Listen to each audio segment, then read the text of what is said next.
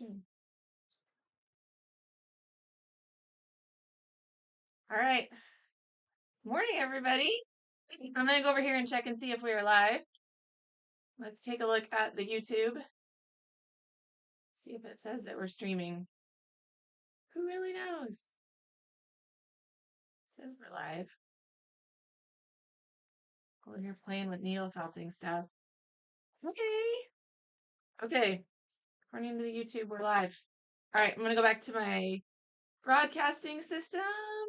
I'm having trouble. This is a really cool system and lots of fun to play with, but ending videos has been tricky. It's been cutting me off. So this time I think I'm going to not end it. So there'll be awkward silence where I sit here and just smile at the camera. We'll see how it works. Okay. We'll put down my felting stuff I brought to show you later on. Happy Monday, everybody. Happy almost April. Now this says week 1 of April in our video, and that's because everything we talk about in the video is going to be about April. But listen carefully. April starts tomorrow. So the most important piece of information that you need to know today is that there are no classes today. Today is Monday, March 31st. It is the 5th Monday of the month, and there are no classes. So don't come to the studio. If you are normally a Monday person, don't come to the studio. We're going to be closed. I mean, I'm here now, but we're going to be closed. Nobody will be here. Okay, so take the day off. If you are like, hey, wait, how come you just randomly decided to not have classes today? That's rude. Please know, it's not a random decision. It was actually decided sometime last summer when we wrote up the class schedule that this would be a day off. And it was on your registration page when you registered under dates. Look at the calendar. There are only 20 dates in the month. It said like 20 classes between this day and this day. And if you click the little calendar, it told you which days were on days and which days were off days. You can also find that information in your Sawyer account. So if you go to the For Current Students webpage, it'll tell you how to get into Sawyer so that you can go ahead and export that calendar to your Google Calendar or to your iCalendar, whatever format you use. If you write it on a paper calendar, you can do that as well. So it is a day off for everybody in the studio today. And then all the April stuff starts tomorrow, which is Tuesday, April 1st. Now, here's the thing. That means that for the entire month of April, Monday's classes will run one day behind. Okay, so we're just going to kind of have, that hasn't happened yet this semester, I don't think. But every Monday when I make a video and I say this week, this is what we're doing, what we're referring to is going to be Tuesday through the following Monday. Because the week will start on a Tuesday, but the videos will always come on Monday. Okay. All right. Checking my notes. I think we're good. Oh, I don't know if I set up hotkeys. I did not. Just a sec. If I can switch my slideshow, we would be so good. Let's see. Start slideshow. Show, switch scene.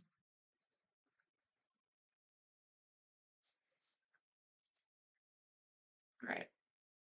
I think I got it fixed. There we go. Okay, let's talk about those preschool classes. You ready? I'm taking some coffee.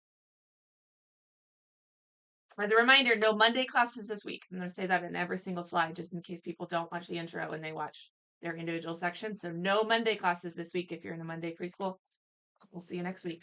Here's our books for the month of April. It's all about nature and the art of Claude Monet.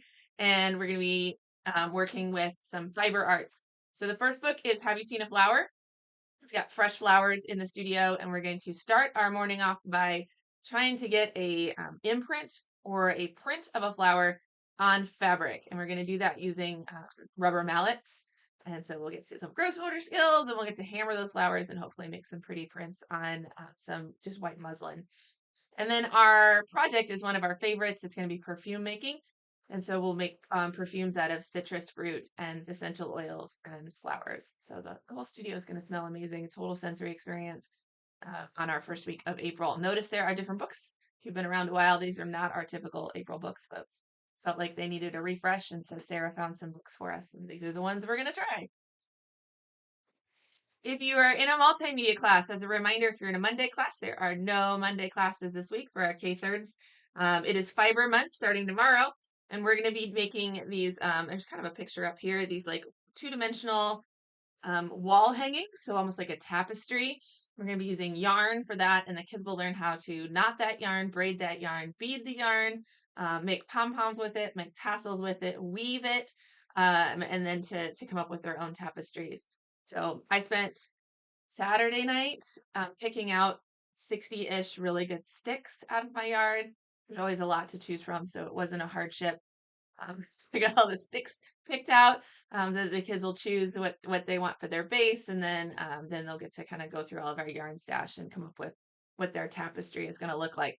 So this here is a finished one from, I don't think we've done this project since like 2018, so it's been a while. I'm excited to have it back. It's a really fun one to do. The first week of classes, we're not going to actually start on our tapestry. Instead, we're going to start on learning some techniques that we can then incorporate into our tapestry. So this is where we'll get lessons in braiding, in weaving. We'll have lessons in pom-pom making for those of you who want to include a pom-pom, as well as tassel making. And then next week, we'll start on the fiber arts. Oh, we have a really cool slideshow for everyone to look at, so we can look at some contemporary fiber artists. All right, so my my fourth and fifth and my homeschool kids, again, no Monday class this week. So if you normally come on a Monday, don't come today. We'll see you next week when it's April. But for my Tuesday through my next Monday group, it's week 1 of April Fiber Arts. And this group is going to be doing a felting project. So this is what I brought some stuff for you.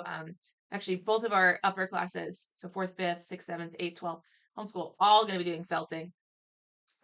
So that is where you take, there's lots of different ways to do felting. We're going to be doing what's called needle felting. There's also a wet felting technique.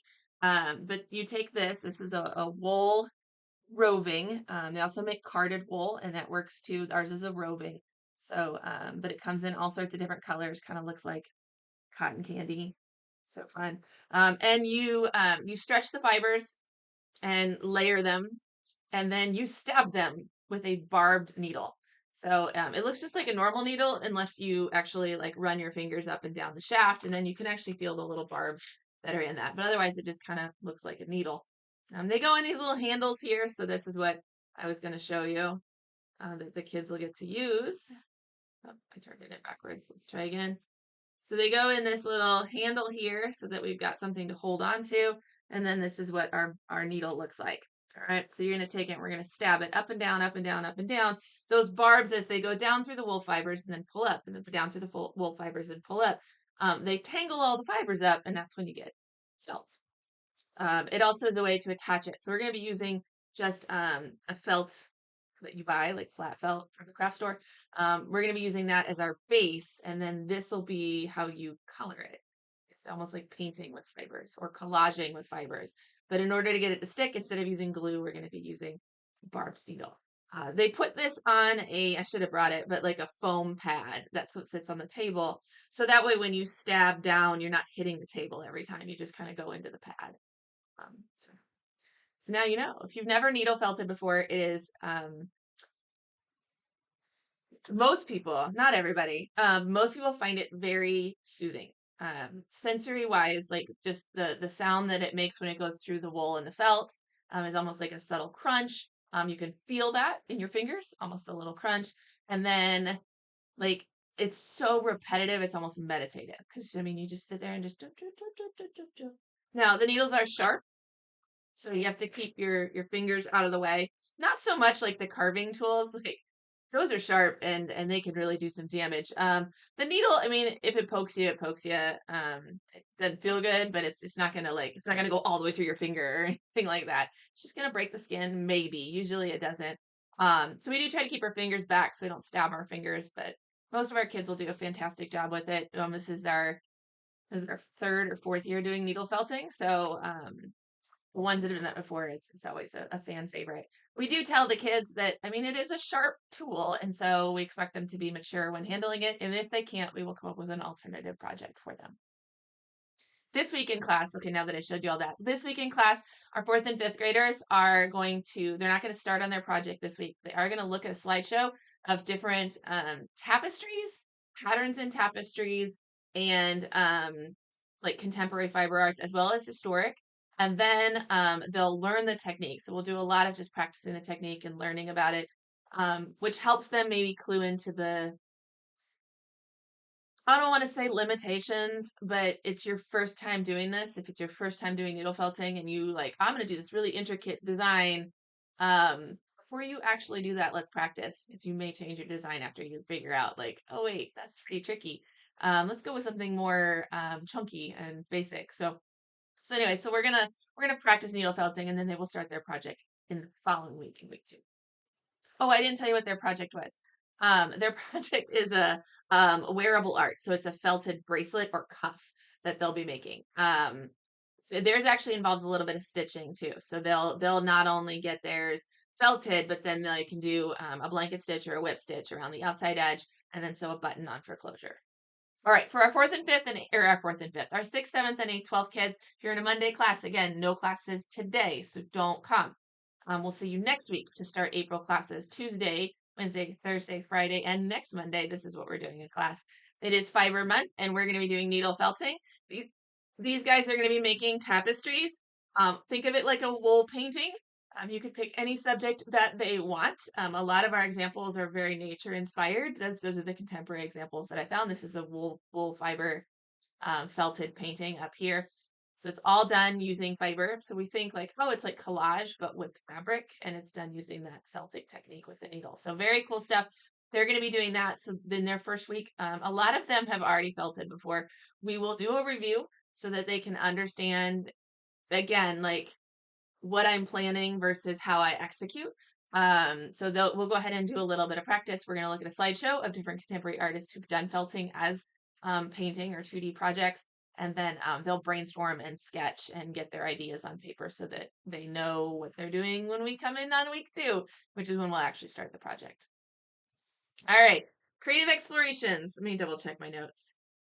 I think that's it. All right, we start some new stations for our creative explorations. They're going to do, for their media focus, again, very fiber heavy. They'll have the sticks and the yarn, just like the K-thirds, to make those yarn wall hangings if they want to, or they can wrap it, or however they want to make it. A lot of times we also have the pom-pom makers out with that.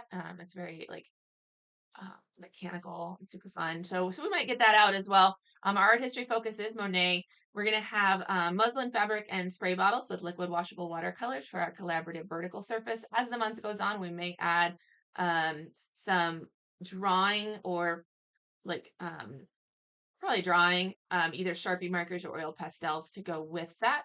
But for starters, we'll just go ahead and dye it with the liquid washable watercolors. Our still life inspiration is the flower bouquet. Since the preschoolers are going to be using so many fresh flowers for the next 2 weeks, we will have lots of fresh flowers in the studio, and so we'll have those for our creative exploration kids as well to draw. Journal invitation, we've got botanical illustrations. And so examples of botanical illustrations and ink pens for them to do. And then our sensory bin from our preschool class is Monet's water lilies. So it's a water-based bin with little lily pads in it, frogs and things. For our drawing class, again, no Monday classes today. Don't come today if you're in a Monday class because we will not be here. So for our 101s this week, I got to get to my notes. Hang on. We're going back to some of our benchmark lessons. So these are similar or exactly the same. Sometimes they're just altered, but sometimes they're exactly the same to the lessons we saw in September. And so that gives us a chance to be able to compare between the two and hopefully see some growth. If you weren't here in September, it's okay. It's just now we've established a benchmark. So this becomes your first benchmark or your new benchmark. The week 1, we're going to be doing a self-portrait, which is what we did in week 1 of September. So we're going to do a self-portrait with those thought bubbles up there and give them a chance to kind of take that lesson to the next level after having, I don't know how many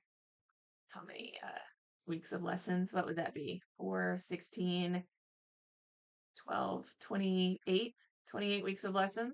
Yeah, that should be good. All right. The other thing I want to say, if you're in a 101 class and your kiddo did not finish their showcase piece, that we did last month, they'll have time in class this week to get it done. Okay. I talked to some of my parents in my Tuesday class. Almost everybody finished, but there were a few that didn't. And we will have time in drawing class. Now, if your kid wants to come in and do a makeup session for it, that's fine. But there's time in the 101s and the 102 classes where we're drawing on the lesson that they can also work on their showcase piece instead. And then they could do the lesson, some other time. It's fine. All right. My 102 drawing class. All right, so if you're in the advanced realistic class that meets on Mondays in Flatwoods, don't come tonight. We don't have class. If you're in 102 comic and not comic and cartoon. If you're 102 illustrative and you come to Liberty on Monday nights, don't come to class tonight because there's no class. Okay. All right. Everybody else, the Tuesday through next Monday, we're doing April classes. My advanced realistic class again is back to benchmarks. And so we are going to be doing similar lessons to September. They're not exactly identical. Well, that's not true. The first one is. And then after that, they're a little bit altered, but just like very similar, so that we have something to compare. The month starts off with those 3D shapes. I should have brought them.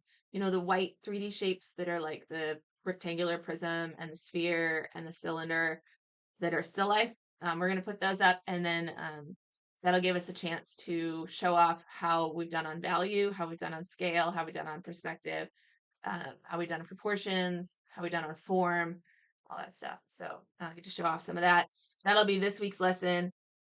And then again, in my 102 classes, any artists who didn't finish their showcase piece, once we've done the lesson and you've had a chance to practice, you can switch over to the showcase piece for the rest of the class so that you can get that done.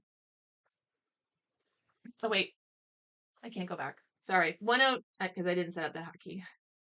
My 102 illustrative class. So pay no attention to 103. 102 illustrated class, they are going to be working all month long on cars, trains, and automobiles. So very heavy mechanic stuff, things that move.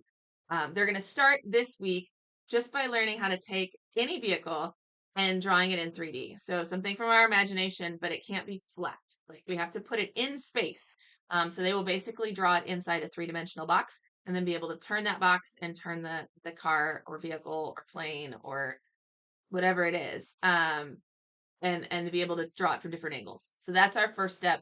As we move through the month, we're going to draw that vehicle in like character. So it doesn't actually have to be anthropomorphized, but even if it's not, it still has features or a vibe or characteristics to it. So that's what we're going to work towards with our lessons. So more complex systems or something with like a personality or a vibe. Okay. All right, 103 classes. So again, reminder, if you're in 103 class, no classes today. Don't come to class. We'll see you next week for okay. So my 103 advanced realistic class, it's chalk pastels for them, and they're going to be doing landscapes from photograph. The last time we did chalk pastels, we did pet portraits, and they finished so early. So because chalk pastels are a quicker medium, they're more painterly. They go on a lot faster. They're more impressionistic. They're just a quicker medium than like sitting there with colored pencils. So because of that, we're gonna go big, and so they're gonna be working on 18 by 24 inch paper and creating a very large chalk pastel landscape from photographs. So this week we're gonna look at some contemporary artworks, landscape artworks. We got a slideshow set up, and then they're gonna find their reference image that they want to work from, and they'll begin sketching that out. For my 103 illustrative kiddos, they're going to be doing anthropomorphic characters. I was like, what were they doing? All right. Creating a composition with characters that combine both human attributes and personality with inanimate objects. So I always picture like all of the characters in Beauty and the Beast because I'm a child of the 90s. So Mrs. Teapot and Chip, right? Like that and like Luminaire and yeah, those guys. That's what we're doing. Okay. And of course then they have to do it in a composition that makes sense. Let's go over some housekeeping. Maybe. There it goes. All right, here we go. Point number 1, no classes today. Don't come to class. We won't be here. All right, so studios are closed today. It's the 5th Monday of the month. Okay. Art show submissions. So art show submissions are going on at both studios. We have boxes in the lobby. Don't just drop off your art. It's a 2-step process. So you need to fill out the online form and you need to drop off the artwork.